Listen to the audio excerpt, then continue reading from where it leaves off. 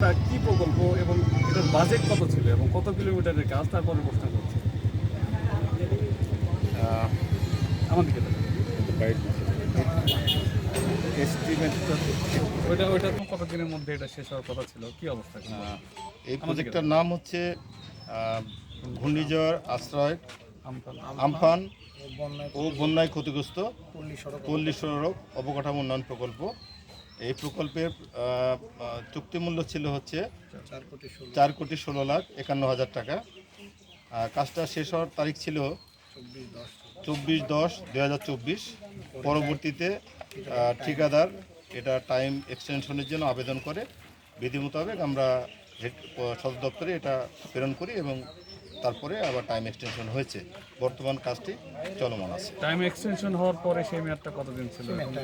সেই মেয়াদটা আমরা এখনো হাতে পাইনি। এটার হচ্ছে পেমেন্ট অথরিটি, যেহেতু আমাদের নির্বাহী প্রকৌশলী মহোদয়, ওনার দপ্তরে হয়তো আমরা যোগাযোগ করে ওটা পরবর্তীতে আপনাদের জানাতে পারব। ঠিকাদার পরিবর্তন হয়েছে?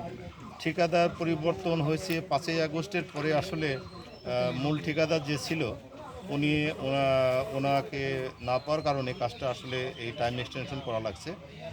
5ই আগস্টের আগের থেকে উনি একটু নাই আর কি।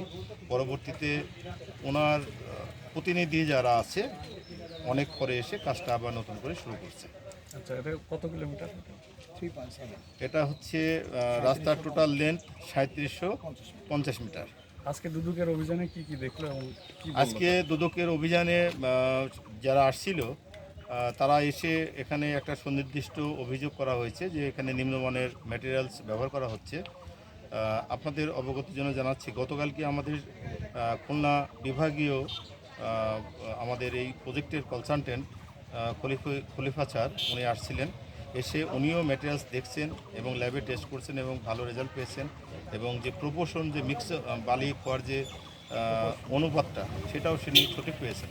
তারপরে আজকে দুদকের যে অভিযানে যারা আসছে আর কি, তারাও এসে রাস্তার চওড়া মাপছে। চওড়া আমার 5.5 মিটার হওয়ার কথা, সেটা হয়েছে। তারপরে রাস্তার যে খোয়া বালির যে থিকনেস, খোয়া বালি মিক্সনের যে থিকনেস 6 ইঞ্চির কাছে 8 ইঞ্চি পেয়েছে এবং বালির থিকনেস যেটা 10 ইঞ্চি থাকার কথা সেখানে পেয়েছে প্রায় 14 ইঞ্চি। আর মানে কোনো অসঙ্গতি পাইনি?